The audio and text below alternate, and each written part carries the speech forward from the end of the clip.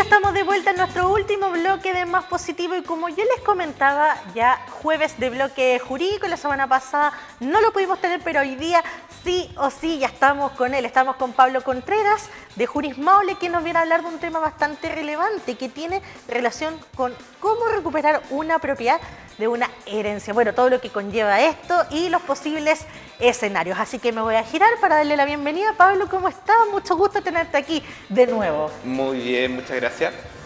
Bueno, efectivamente las semanas anteriores, yo no sé si fue hace 2 o 3 semanas. 2 semanas más o menos, ya, sí. Estuvimos hablando de una temática que tiene que ver con qué ocurre cuando yo, por ejemplo, tengo una propiedad en una comunidad. Ya explicábamos que una comunidad puede ser ya sea por una sociedad conyugal, es decir, somos varios dueños de un mismo bien, o se puede dar en el marco de una herencia o en el marco de una sociedad. Pero hay una situación que yo les explicaba que en el caso de que no hubiese un acuerdo para repartir los bienes, teníamos que llegar a un procedimiento arbitral de partición de estos bienes. Y ahí estuvimos hablando cómo funcionaba, pero también puede darse el siguiente escenario.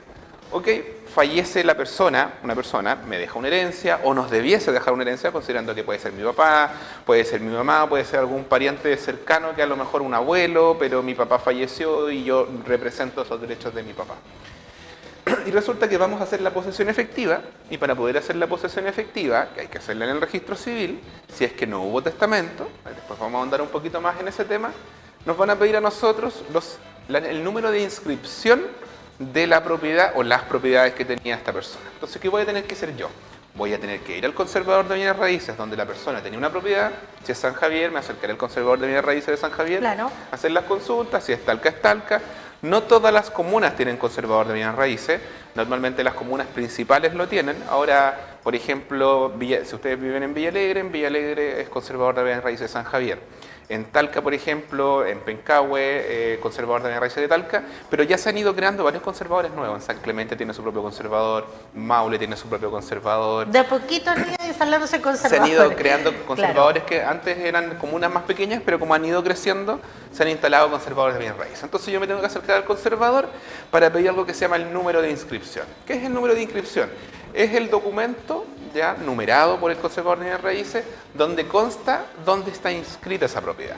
Porque esto yo se los voy a recordar si es que alguien no lo sabe, o yo creo que más de alguien lo ha escuchado alguna vez, que para que yo sea dueño de una propiedad, esa propiedad tiene que estar inscrita a mi nombre. ¿Dónde? En el conservador de bienes raíces. Ojo, no en el servicio de impuestos internos, no en el registro civil, que hay mucha gente que piensa que eso es así. No, en el conservador de bienes raíces es lo que vale. Si la propiedad no está inscrita en el conservador de bienes raíces, no soy dueño de la propiedad. No hay más discusión que esa, ¿ya? Ah, ya, así de simple. Así de simple. Y ojo, también un consejo. Muchas personas cuando compran una propiedad o compran derechos de una propiedad, yo creo que la mayoría tiene súper claro que tienen que ir a firmar el documento a notaría. Yo creo que hasta ahí no hay mucha discusión, todos más o menos lo manejan.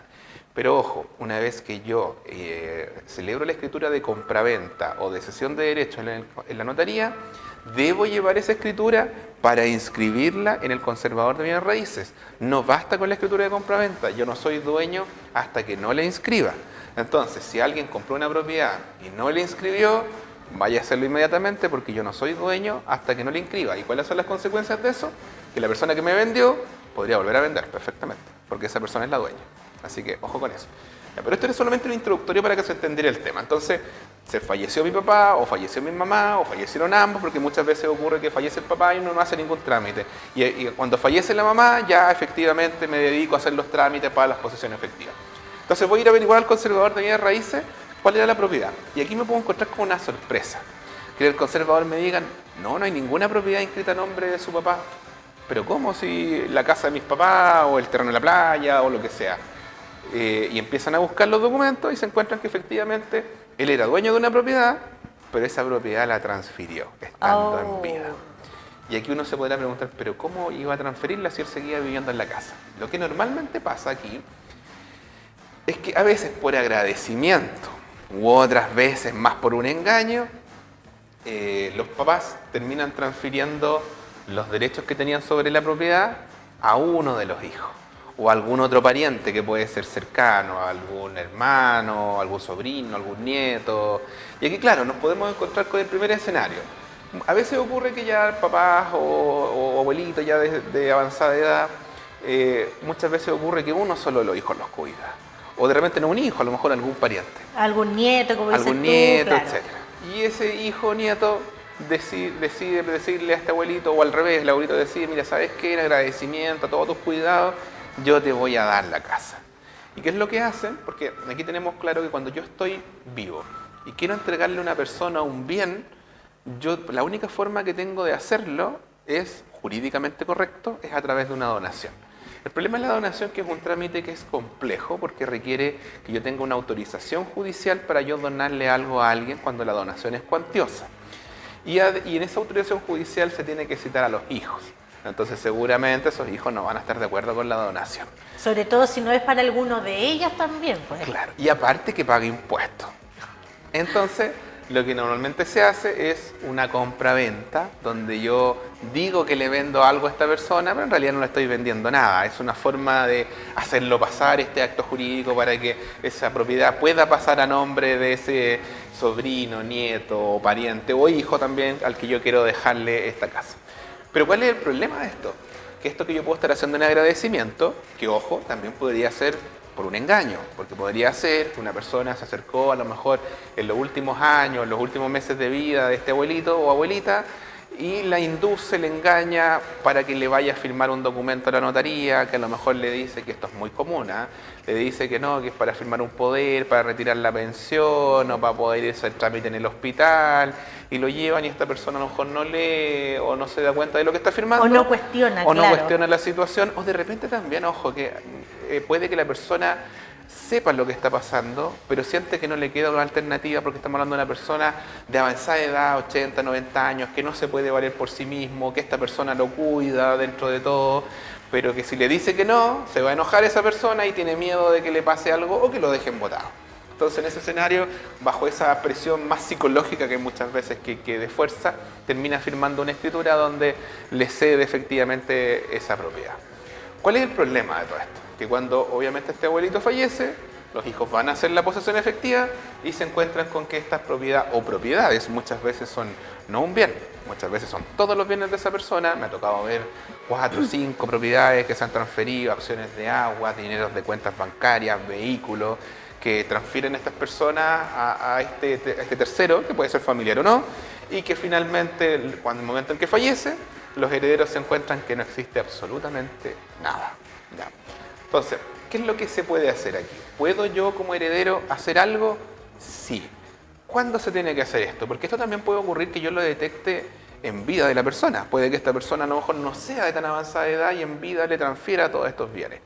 ¿Puedo yo atacar esta transferencia estando en vida aún la persona? Hay discusión, pero en la actualidad buena parte de la jurisprudencia, que es la opinión de los jueces o de los tribunales superiores, se han inclinado en que se puede. Se tiene que cumplir ciertos requisitos que vamos a ir analizando. Pero en todo caso, voy a poder siempre después de la muerte de esta persona, ¿ya? Entonces, nos vamos a encontrar con dos situaciones que son totalmente distintas y que son aplicables al caso. Una es la denominada simulación y otra es la denominada nulidad por vicios del consentimiento o por falta de voluntad. Esto que parece súper técnico es dependiendo del caso. La simulación es cuando yo te quiero dejar algo a ti. Cuando hablábamos al inicio, ya sabes que yo estoy súper agradecido contigo, claro. Te quiero regalar mi casa porque tú me cuidaste los últimos años, te portaste súper bien, etc. Entonces yo ahí me entero que voy donde un abogado y me dice el abogado, mire, es que donación es súper complicado porque requiere autorización, ¿usted cree que los hijos van a autorizar? No, ahí va a haber problema. Entonces haga una compraventa, le va a decir el abogado, y le vende la propiedad y la otra persona hace como que le paga. Ya. Este acto jurídico que efectivamente sirve para transferir la propiedad, porque en una notaría no les van a preguntar a ustedes dónde está el dinero, porque el objetivo del notario es verificar ciertas cosas básicas, que las personas que están transfiriendo la propiedad es un comprador y es un vendedor, y que las cláusulas son jurídicamente correctas, pero no va a ahondar en las cláusulas si son válidas o son inválidas. El notario solamente verifica que los comparecientes son las personas que comparecen a firmar esa escritura, pero no va a calificar la legalidad o no del acto jurídico que están haciendo. Claro, ¿dónde está el dinero? ¿Cómo se paga? Nada. Eso no le corresponde al notario, salvo que una de las partes se lo encargue. Ejemplo, cuando yo compro una propiedad Y para estar seguro que esa propiedad va a pasar a mi nombre, porque yo te explicaba que yo celebro la escritura de compra-venta y luego se tiene que inscribir en el conservador de bienes raíces y ahí recién es mía. Pero ¿qué podría pasar? Y esto también sirve de tips para alguien que esté comprando una propiedad hoy día. Podría pasar que yo te compre la propiedad, te entrego la plata, que evidentemente por una propiedad no es un monto menor, estamos hablando de 50 millones hacia arriba normalmente. Te entrego la plata, voy a inscribir al conservador y me encuentro que tú ya la transferiste. ¿Por qué? Porque yo puedo haber ido a revisar ayer al conservador y estaba todo correcto y voy a revisar mañana y resulta que se transfirió la propiedad. ¿Por qué? Porque esa persona podría haber celebrado una escritura de compraventa antes con otra persona. Y eso no hay forma de saberlo. Salvo que yo hubiese sido muy carepalo y hubiese firmado en la misma notaría y el notario lo advirtiera. Pero evidentemente si alguien me va a querer estafar no va a firmar en San Javier, va a firmar en tal que el otro en San Javier y no hay forma de saberlo. Entonces, para asegurar el resultado de una compraventa, tú puedes dejar ese dinero, en realidad a través de un valevista, en manos del notario y el notario lo custodia y el vendedor va a poder retirar ese valevista solo cuando la propiedad pase a nombre del comprador. Entonces así el comprador se resguarda de que si la propiedad no pasa a su nombre, ese valevista me lo devuelven y el vendedor de que ese dinero está ahí, nadie lo puede retirar y si la propiedad se inscribe a nombre del comprador, me entregan el valevista. Y ambas partes quedan resguardadas, eso se llama instrucciones al notario. Entonces, salvo en ese caso, los notarios por regla general no van a cuestionar el dinero porque eso es un tema privado entre las partes. ¿Ya? Entonces, yo le voy a colocar ahí que le pagué 10 millones de pesos por una propiedad que vale 20, que vale 30 y la propiedad se va a inscribir a nombre de esta persona. En este caso estamos hablando de que aquí hay un acto simulado. ¿Por qué simulado? Porque en realidad yo no te pagué nada. Claro, no hay dinero de por medio. No hay dinero de por medio. Es un trato de mutuo acuerdo simplemente. Exacto. Entonces, ¿qué es lo que ocurre? Que cuando la compraventa existe cuando yo te entrego algo y tú me pagas algo. Pero cuando yo te entrego algo y tú no me pagas nada y no tienes la obligación de restituirlo, eso se llama donación. Entonces aquí lo que realmente hay un acto, podríamos decir oficial, que es la compraventa, y hay un acto simulado, escondido, que es la donación. Eso es lo que yo estoy ocultando en este acto jurídico. Entonces lo que persigue la acción de simulación es que este acto, que es el oficial, desaparezca y el juez reconozca que esto es lo que realmente hubo, una donación. Y como la donación, para poder ser tal, requiere de una autorización judicial previa, que obviamente no existe porque yo escondí el acto, el tribunal da a declarar nula esta escritura porque no cumple con los requisitos para hacer una donación, porque no era compraventa. Esa es la acción de simulación, es cuando ambas partes se concertan para hacer algo, ocultarlo de los demás y finalmente lograr esta transferencia de la propiedad. Y ojo que no siempre este ocultamiento va a perseguir regalar una propiedad, sino que también puede, para ocultarla de mis herederos, para beneficiar a alguien, también puede ocurrir cuando un acreedor que está siendo demandado por otra persona dice, oh, voy a arrancar con todos mis bienes porque así impido que esta persona me después, cuando pierda yo el juicio, porque obviamente voy a perderlo, si es que yo sé que lo que hice estuvo mal, y así no me va a poder embargar mis bienes. Entonces yo arranco con todos mis bienes. Pero también la ley permite a estos acreedores declarar nula esta escritura. No a través de la acción de simulación, sino que a través de una acción especial, pero que se sustenta sobre la misma lógica. Que aquí hubo una donación, que no hubo una compraventa, que hubo un acto simulado. Entonces, ¿se puede anular cuando lo que hubo un agradecimiento y no hubo dinero por medio? Sí se puede. ¿Es algo sencillo? No, es algo bastante complejo. ¿Por qué es complejo? Porque la ley le otorga a las escrituras públicas una presunción de veracidad, que se reputa que lo que ahí dice es real, ¿ya? Y que en realidad se habría pagado el precio y que ese acto jurídico es válido. Entonces yo, para poder dejar sin efecto esa escritura, voy a tener que tener ciertas características bien especiales. ¿Cuáles son esas características bien especiales pero que normalmente se dan?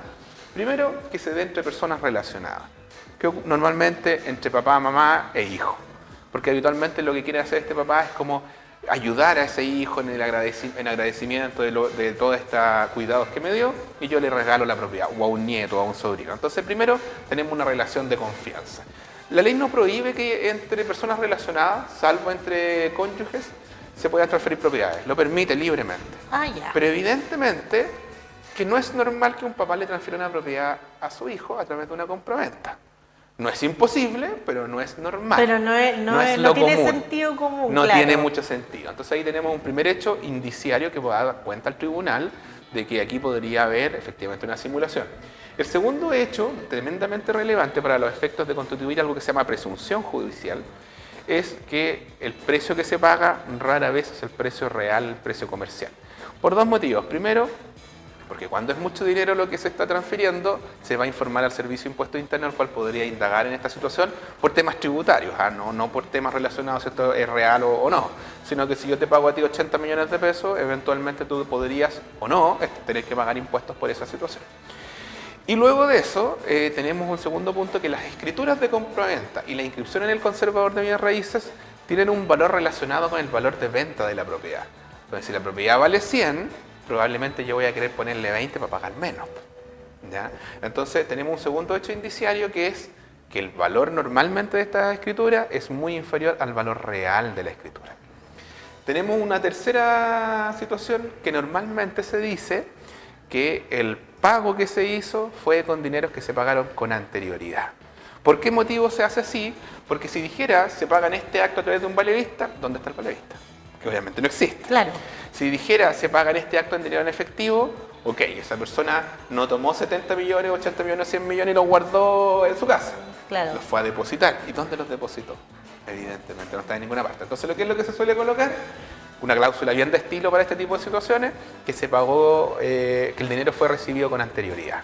Y así no hay discusión en ese momento de dónde está ese dinero. Pero evidentemente también eso deja rastro. ¿Dónde están los 70 millones? ¿Cuándo se pagaron? ¿Con qué anterioridad? Un registro, tiene que existir, claro, como decías tú, porque nadie, claro, pesca 70, 80 millones y los guarda bajo el colchón. Pues no, claro, se deposita, mira, se guarda. Que no es imposible, pero si tú lo vas esto juntando con que eran personas relacionadas, que el dinero que se pagó es muy inferior al valor real, que esta persona, el dinero se pagó con anterioridad, y muchas veces también sumado a que se hace con meses, días, semanas anteriores al fallecimiento probablemente de esa persona, porque habitualmente esto lo hace la gente cuando ya sabe que tiene una enfermedad terminal o que le queda poco tiempo de vida y hacen esta escritura. Entonces hay muchos elementos que rodean evidentemente esta escritura, que hacen presumir que esto es falso. Y si todo eso le sumas a una serie de testigos que tendrían que declarar en el juicio, donde den cuenta que efectivamente esta propiedad nunca se vendió, ¿por qué? Porque este caballero después de la muerte, porque ¿qué es lo lógico en las reglas de la vida cuando tú vendes una propiedad? Yo vendo una propiedad, te la desocupo, te la entrego y me voy, eso es la regla general. Y que esta persona siguió viviendo en la propiedad hasta el último día de su muerte, todos esos hechos van rodeando y destruyendo esta presunción de veracidad que tenía la escritura de compraventa originalmente. Ahora, ¿quién puede iniciar esta demanda? Cualquier tercero que se sienta menoscabado con esta escritura. ¿Por qué? Porque las nulidades, la ley dice que son de interés público. Ahora, ¿cuál es el interés? Tiene que ser un interés patrimonial, económico. ¿Y ese interés patrimonial o económico quién lo tiene? Los herederos, evidentemente. Claro, generalmente, por ejemplo, estamos hablando del caso de los hijos, claro, que son los que han excluido en esta situación. Ya sea de toda la herencia, porque puede que esta propiedad sea la única herencia, o puede que en realidad sea parte de la herencia. Entonces, ojo, ¿podría yo transferir solamente una parte de mi herencia y aún haber muchas demás propiedades y pedirse la nulidad igual o la simulación? Sí, evidentemente se podría, porque el acto es el simulado. No tiene que ver con un tema de si mi patrimonio es mayor o menor, ¿ya? Claro. Ahora, evidentemente, si ustedes quieren mejorar un hijo, ayudar a un hijo y tienen un patrimonio importante, dejen un testamento, que es la manera correcta de hacerlo. En el testamento, para que lo tengan claro, la mitad de mis bienes tienen que sí o sí repartirse de conformidad a la ley. ¿Qué significa eso? Que debe ser para mis herederos forzosos, que por regla general son mi cónyuge y mis hijos. No puedo excluirlos ni quitarles ese 50%, ¿ya? El otro 50%, la ley me permite que yo lo divida en dos partes, que es la cuarta de mejoras y la cuarta de libre disposición. La cuarta de mejoras, que es un 25% de mi herencia, yo se la tengo que dejar a un heredero forzoso, es decir, a mi cónyuge o a mis hijos, pero a uno solo o a varios. Entonces ahí la ley me permite, ¿en qué sentido? Me permite, por ejemplo, yo tengo 5 hijos y mi cónyuge. Y hay 2 hijos a los que estoy muy agradecidos porque me ayudaron. Yo les puedo dejar ese 25% para mejorar a esos 2 hijos. Y que además del porcentaje que les toca acá del 50%, porque les va a tocar un porcentaje, se les suma ese 25%. Y existe otro 25%, que se llama la cuarta de libre disposición, que yo se la puedo dejar a cualquier persona. Es decir, a lo mejor si yo tenía una nana, una cuidadora que me ayudaba y estuvo hasta el último día conmigo, yo le puedo dar ese 25% que la ley me dice que yo se lo puedo entregar a cualquier persona. O también se lo puedo dejar a mis hijos o a un hijo, igual que la cuarta de mejora. Entonces, si yo tengo un patrimonio importante, La forma en realidad de dejarle una propiedad a un hijo es eso, a través de la cuarta de mejora y la cuarta de libre disposición, que me va a permitir dejarle esa casa. Si el problema normalmente ocurre cuando yo solo tengo un bien. ¿Por qué? Porque como la ley me dice el 50% yo no lo puedo tocar, no le puedo dejar la mitad de la casa. O sea, podría mejorarlo, pero nunca sería dueño. Entonces ahí es donde se producen normalmente estos actos. Entonces mi recomendación es para quienes tengan un patrimonio, tengan 2, 3 propiedades y quieran mejorar a un hijo, lo pueden hacer tras un testamento y se ahorran para el futuro todo este problema que puede tener este hijo. Quienes no lo tengan, bueno, ahí la situación es un poquito más compleja. Ahora, hablábamos del caso como más sencillo, que es la simulación. ¿Por qué más sencillo? Porque normalmente está revestido de hechos indiciarios que hablábamos, persona relacionada, hijo, hija, pariente, se pagó un precio inferior, próxima a la muerte, pero hay casos más complejos. Cuando hablamos de un caso en que en realidad la persona fue engañada, o más que engañada inclusive, cuando esa persona no estaba en pleno uso de sus facultades mentales, ya sea porque tenía alguna enfermedad mental que impedía que entendiera lo que estaba haciendo, y aún así fue y firmó una escritura y se pudo transferir una propiedad. La regla general es que una persona que tiene un problema mental no debiese ocurrir. ¿Por qué? Porque normalmente los notarios, para personas con edades superiores a los 75 años, piden un certificado médico. Y ese certificado médico tiene que acreditar que esa persona está en pleno uso de sus facultades mentales. También muchos notarios, para cerciorarse de que, aún teniendo certificado médico, van a hablar con la persona que es de avanzada edad cuando está vendiendo una propiedad para saber si lo que está haciendo lo está haciendo conscientemente o hay alguna presión de por medio, especialmente cuando se trata de un hijo, una hija o un pariente cercano. Entonces, la regla general es que esto no debería pasar, pero la verdad es que la experiencia dice que pasa igual. Y pasa porque muchas veces estos certificados médicos lamentablemente no son muy idóneos, en el sentido de que se los consiguen a través de un médico que firma nada más y nunca vio a la persona o creyó que estaba bien, pero en realidad esta persona no sabía lo que estaba haciendo. Entonces, si una persona es engañada para firmar, ¿ya? Y no sabía, ya sea porque estaba enajenado mentalmente en sus últimos días de vida o esa persona firmó con alguna presión, yo igualmente puedo pedir la nulidad. El tema es que es un poquito más complejo porque yo voy a tener que demostrar ante el tribunal que esa persona tenía un problema de enajenación mental y la verdad es que voy a necesitar documentos para eso, documentos que no siempre se tienen, ¿ya? Pero existen ciertos antecedentes que uno puede conseguir dependiendo del caso a caso, ¿ya? Vamos a plantear algunos casos para que se entiendan. Un abuelito de 85 años transfirió su propiedad días antes de su muerte, posteriormente fallece y resulta que cuando los herederos se dan cuenta de que se había hecho este trámite, su papá tenía Alzheimer hace muchos años, ¿ya? Y claro, hay un certificado médico, se firmó, y muchas veces ocurre, y esto es súper común, no se firma en una notaría de donde vive la persona. A veces lo llevan a otra comuna donde seguramente nadie lo conoce. Más sospechoso todavía. Y empiezas a encontrar elementos que van estableciendo una sospecha de que esto puede ser falso. Por ejemplo, cuando tenemos un abuelito de 85 años de edad con Alzheimer, entonces es una persona que pueden haber ocurrido 3 cosas. Nunca se le hizo ningún control médico, que es difícil, la verdad. Lo segundo, que se atendía por algún CEFAM o algún policlínico y evidentemente hay una ficha clínica. Y en esa ficha clínica se le diagnosticó esta enfermedad y en razón de eso esos antecedentes van a servir para demostrar que esta persona, desde los 80 años que estaba enajenado mentalmente y que evidentemente la escritura que firmó fue fuera de sus plenas facultades mentales, a pesar de que hay un certificado médico que diga que así fue. Evidentemente eso va a tener que contrastarse, va a tener que pedirse alguna opinión de un tercero, de otro médico, van a tener que declarar testigos que digan, no, el caballero nosotros lo veíamos y estaba mal hace mucho tiempo, ya ni hablaba, no reconocía a sus hijos, qué sé yo. Entonces se va a tener que recurrir a mucho más pruebas, pero se puede igualar. Pero tenemos un segundo caso también dentro de esta categoría que es un poco más complejo, pero que también es de habitual acaecimiento. Yo voy y efectivamente te compro una propiedad. Tú me quieres vender, porque mira, ¿qué puede ocurrir? Yo soy un pariente y tú eres una abuelita de 80 y tantos años. No tienes ingresos, pero sí tienes hartas propiedades. Entonces yo te digo, mira abuelita, yo la verdad es que quiero ayudarla porque necesita usted muchos medicamentos, necesita una enfermera. Yo le voy a dar 70 millones por la casa que usted tiene en Talca. Y obviamente la abuelita, y el valor más o menos que vale la casa. Vale la casa. Entonces dice, sí, ok, yo quiero firmarla. Vamos a firmar la escritura de compraventa y me dan los 70 millones. Firmamos la escritura, te doy los 70 millones, tú te vas feliz con los 70 porque vas a poder tener una mejor vida, después fallece. Llega un momento de hacer la posesión efectiva y te das cuenta que en realidad la abuelita no le vendió la casa Talca, sino que le vendió el terreno que tenía en Villarrica que valía 500 millones de pesos. Y la abuelita no se dio ni cuenta. O incluso le vendió la casa Talca y el terreno de Villarrica que valía 500 millones de pesos. Claro. Entonces, eso se llama el error. Es decir, una persona que creía que te estaba vendiendo una propiedad, en realidad te vendió otra. ¿Esto ocurre? Sí, lamentablemente hay muchos adultos mayores que los terminan engañando, en que les van a comprar una cosa y les compran otra o les compran todo su patrimonio. Y eso se puede anular, sí, pero este caso es el más complejo de todo, porque tú tienes que demostrar que la persona, que probablemente incluso ya falleció, no tenía la intención de celebrar ese contrato. No, eso ya... Eso claro. es más complejo. No es imposible, pero es más complejo. Claro.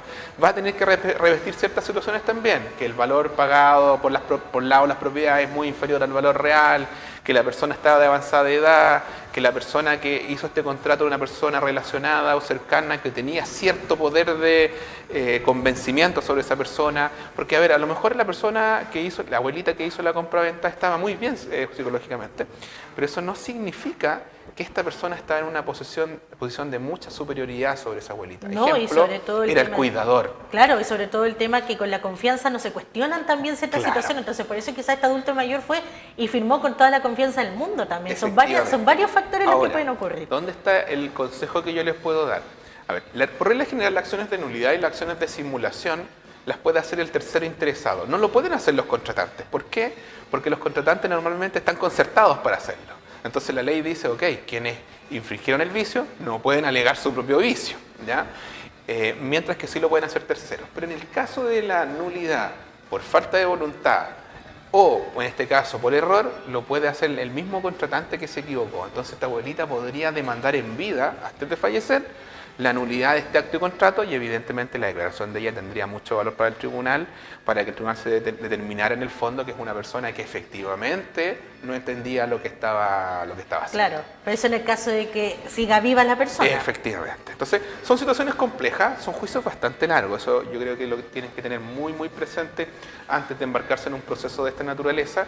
Son juicios que como mínimo duran 1 año y pueden durar hasta 5 años, dependiendo de la complejidad de la materia, de si la otra parte se opone, porque, mira, te pongo un ejemplo, no siempre hay oposición acá. Hay muchas veces que ocurre que tú cuando demandas a este pariente cercano, termina reconociendo el hecho y termina llegando a un acuerdo para devolver los bienes o las propiedades. Entonces no siempre vamos a estar en un juicio de 1 a 5 años. Muchas veces en 7 meses, 8 meses, 1 año, 1 año y medio se puede lograr un acuerdo y terminarlo antes. Según la voluntad de la parte. Según la voluntad. Lo que pasa es que a veces es bastante evidente que vas a perder el juicio. Entonces, estos juicios, ¿cómo se tienen que iniciar? Y ojo con esto es súper importante si tú el día de mañana contratas a un abogado para esto. A ver, si tú te quedaste con las propiedades de una abuelita y yo te quiero demandar porque somos parientes, si yo llego y te demando y te notifico, lo más probable que tú hagas es, porque ya estamos hablando de una persona que no tiene mayor escrúpulo, vas a transferir todas las propiedades. Entonces cuando yo te pida que me las devuelvas, porque el juez va a dar una orden de que se anulen todas estas inscripciones, tú ya las vendiste. Ya sea que la vendiste realmente a una persona y no podemos hacer nada con una simulación. o una simulación con otro y que después otro se lo puede transferir a otro y así estar indefinidamente. Entonces, estos juicios no se parten de la forma normal, que es demandándote y notificándote, sino que parten a través de algo que se llama medidas prejudiciales precautorias. ¿Qué es eso? Yo voy y le cuento todo esto al juez, le digo, mire, aquí es más o menos evidente que aquí algo hay, que algo extraño ocurrió. Entonces yo le pido, señor juez, que usted, antes de que te notifiquemos, esas propiedades queden con una medida precautoria, que eso implica que tú no las vas a poder transferir, ni constituir una hipoteca, ni hacer nada con la propiedad que implique que te desprendas del dominio de eso. Entonces el tribunal me dice, ok, usted lo puede hacer, hay que cumplir con ciertos requisitos, con ciertas garantías de seriedad que hay que darle al tribunal, y una vez que se pase ese filtro, en el conservador de bienes raíces, que es donde está inscrita la propiedad que hablábamos al inicio, se va a establecer esta medida precautoria de que tú no vas a poder transferirla. Y después te notifico la demanda. Entonces te va a llegar la demanda y te vas a encontrar que tienes todos los bienes precautoriados y que iniciaste un juicio en el que probablemente tú sabes que vas a perder porque es verdad. Entonces por eso se producen los acuerdos, porque tú ya vas con las manos medias amarradas al juicio. Perfecto. Perfecto. Entonces, la recomendación que yo les doy a todos, lo primero es, si a ustedes les pasó esto, inícielo lo antes posible, porque hay plazos de prescripción, 5 o 10 años dependiendo de la causa. Eso se recomienda que en el caso a caso se evalúe. Y lo segundo es que normalmente esta prueba va a ser mucho más difícil de conseguir a medida que van pasando los años. ¿Por qué? Porque la declaración de los testigos es fundamental. Y habitualmente, ¿quiénes son los mejores testigos para esto? Porque no pueden declarar familiares, son los vecinos, los amigos de esta persona que ya falleció, claro, que también van a ser de avanzada edad seguramente. sí. Entonces ahí la recomendación es háganlo lo antes posible. Son juicios largos, se puede recuperar los bienes, pero hay que hacerlo de la manera adecuada. Perfecto. Pablo, muchas gracias. Como siempre, temas que son tan contingentes, temas que ocurren muchas veces, y usted en su casa quizás también puede ser testigo víctima. Espero que no sea el victimario también de este tipo de cosas. Pero Pablo, obviamente, para contratar un buen abogado tiene que hacerlo en Juris Maule. Así que ahí invita a la gente también para que los conozcan, visiten la página, por supuesto, y vean las distintas prestaciones que ustedes entregan. Sí, ahí está la página, que es www.jurismaule.cl. Nos pueden contactar a través de la página, donde van a encontrar todos nuestros medios de comunicación, el WhatsApp, correo electrónico, llamada telefónica, y pueden agendar una hora con nosotros. A ver, por WhatsApp pueden hacer una consulta rápida y les vamos a responder. Pero lo ideal es que concerten una entrevista donde nos pueden exponer su caso. Esa primera entrevista, mucha gente me lo pregunta, es gratuita, no les vamos a cobrar nada. Y si después quieren contratarnos, ahí se verán el tema de los honorarios y las formas de pago. Perfecto, Pablo. Nuevamente gracias. Espero que la próxima semana nos volvamos. Si no me equivoco, es feriado la otra semana, el día jueves. Parece que sí, 1 de mayo, Día del Trabajador. Así que nos vemos la subsiguiente y aprovecho de echarte un buen descanso para este fin de semana. Igual. Perfecto, de esta forma nosotros comenzamos a despedirnos, casi 12:20 del día, así que rapidito nos vamos. A las 2 de la tarde se encuentran conmigo en las noticias, a las 16 horas se encuentran conmigo de nuevo en Mujeres en Sintonía, a las 21 horas con Mati Cruzat en la edición central de Voz Regional. Que estén muy bien, cuídense, chao, chao.